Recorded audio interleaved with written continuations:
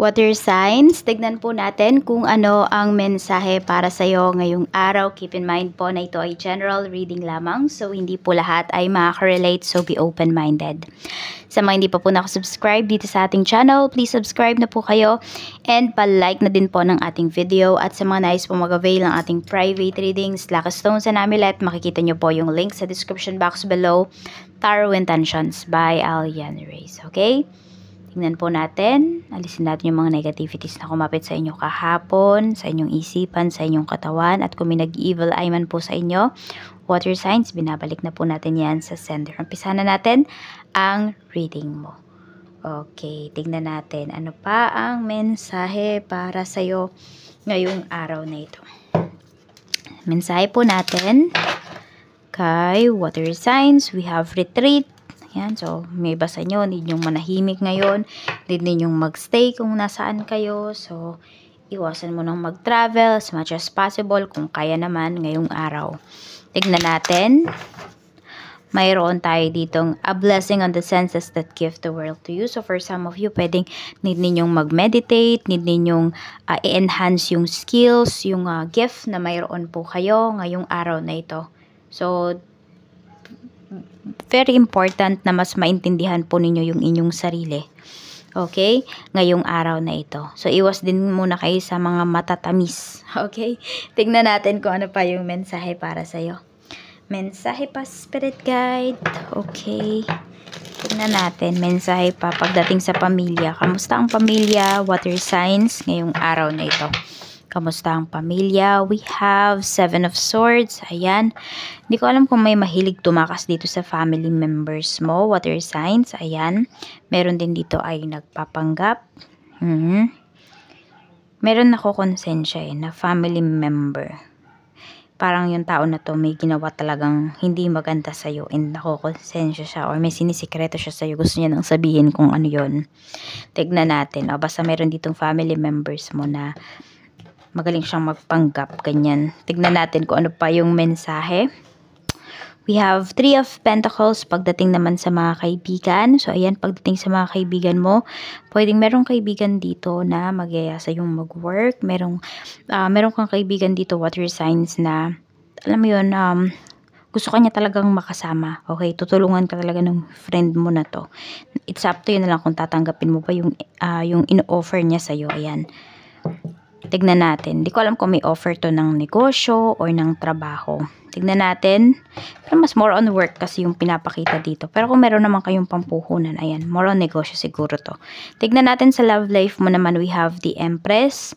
Okay, pagdating naman dito sa love life mo is, yung there's lack of growth pagdating sa inyo ng person mo. Tapos you feel na parang habang lumilipas yung panahon, yung mga months, parang nagiging na siya, parang nawawala na siya ng pake sa inyo. Yan, kung may mga anak na kayo, ganyan, or simula nung iba sa inyo kung nabuntis kayo, parang nanlamig ba siya. Ayun yung nafe-feel po ninyo. So, yun, you feel na yung person mo, unti-unti talaga siyang nagbabago. Meron kasi dito, pwedeng nabigla kayo sa mga responsibilities. Ayan po, pagdating sa relationship. Tapos, nagkakaroon ng mga insecurities. So, do not compare your relationship to others. Water signs. Ayan, yung diba, minsan nakikita mo, ang sweet nung dalawa, ang sweet ganito, ganyan. So, sana kami din, yung mga ganun, huwag kayo magaganon. Ayusin nyo na lamang. Kasi ano yan nasa energy, yung pag nagsasana all daw tayo. Nasa frequency of inggit yan. Frequency of jealousy. Ayan. Oo. Kaya iwasan na lang siguro natin na magsabi ng sana all. Kasi more on parang yan nga. Yun nga, parang inggit nga siya. Parang hindi siya motivation. Ganon. Kaya iwasan natin yan. At i-improve natin kung ano yung mga dapat i-improve pagdating sa relationship. Kayo lang naman yung makakaayos nito. So, tignan pa pala natin kung ano pa yung mensahe. Ano pa po ang mensahe, Spirit Guide, pagdating sa love life. So, we have love call. Ayun, kailangan nyo ng communication. Kailangan i-express nyo talaga yung nararamdaman po ninyo towards your person. Lalo na kung malayo kayo sa isa't isa. So, kailangan lang dito is, communication. Tapos pag kunwari, kung di naman kayo na mahilig magtawagan ng person mo, mahilig lang kayo sa chat, o di maglambing ka, yung mga ganon. Wag yung puro init ng ulo yung pinapairal, wag yung mga pinipressure lagi yung person. Ayan. Kasi sabi ko nga meron dito, nabibigla siya sa mga responsibilities. Tingnan natin, ano pa yung mensahe. Tapos yung maging thoughtful kayo, ganyan. Kung na rin, nagtatrabaho person mo, ingat ka sa work, enjoy ka sa work, ganito, ganyan. Sabihan nyo sila ng mga encouraging words. Tignan natin kung ano pa yung mensahe para sa'yo. Ayan, ano pa. The timing just wasn't right for us. Meron nga dito talaga. Is, nabibigla siya sa mga responsibilities.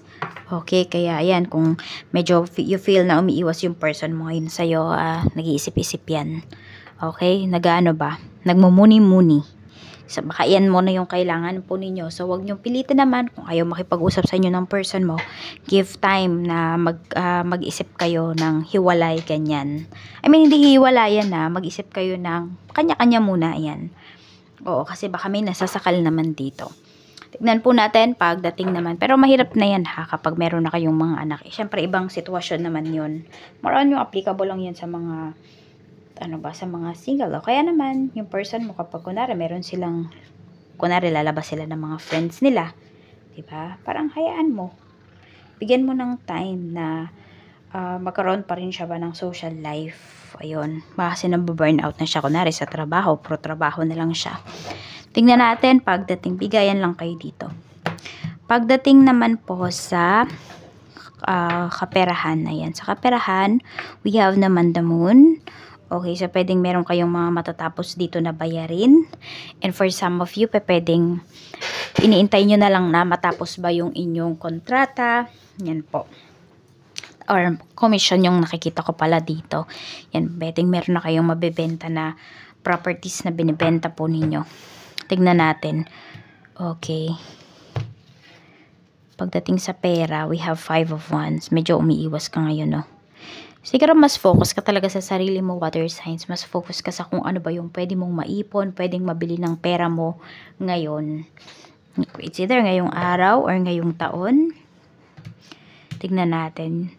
May magsisettle down dito pagdating sa kaperahan. So kung meron po dito may utang sa inyo, water signs, ayan. So pwedeng mapag-uusapan nyo talaga yung inyong, terms of payment, parang mga ganyan. Is either kayo yung magbibigay or kayo yung pagbibigyan. Depende kung kayo ba yung may utang. Tignan natin ano pa yung mensahe. Basta ang kailangan lang dito is nakikipag-cooperate yung may taong may utang sa'yo or nakikipag-cooperate ka dun sa inutangan mo. At wala naman kayo masyadong magiging problem dito at makakabayad ka. Ayan, no? Yung pinapakita sa atin. Pwede ngayong month or could be 5 months from now for some of you. Makabayad na talaga kayo fully. Tignan po natin pagdating naman sa sa money mo, no? Career naman tayo. Pagdating sa career, we have 7 of Cups. Ang daming offer sa'yo dito. Kaya lang nakikita ko sa'yo kasi water signs, nagiging mapili ka talaga pagdating sa trabaho ngayon. Not because nag-iinarte ka or what.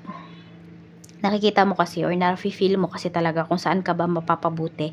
At syempre, tinitingnan mo din ano ba yung kaya ng oras mo at yung, sabihin natin, yung intuition mo, ginagamit mo rin kasi yan. Tsaka meron ka kasi talagang tina-target dito na trabaho. Kung yung iba po sa inyo, kung wala kayong current work ngayon, ayan, or nagsa-sideline lang muna kayo ngayon. So, yun yung nakikita ko dito. Meron talaga kayong tina-target and yun yung perfect time na opportunity talaga na hinihintay ninyo. Kaya meron kayong mga tinatanggihan dito. Pero tignan nyo rin kasi baka yung mga ino-offer sa inyo, yun talaga or dun talaga kayo mas mag-e-excel. I-consider nyo rin po. Sa business naman, we have Knight of Cups. Ayan, pagdating sa business, maraming support dito. Napakaganda ng energy. Ayan.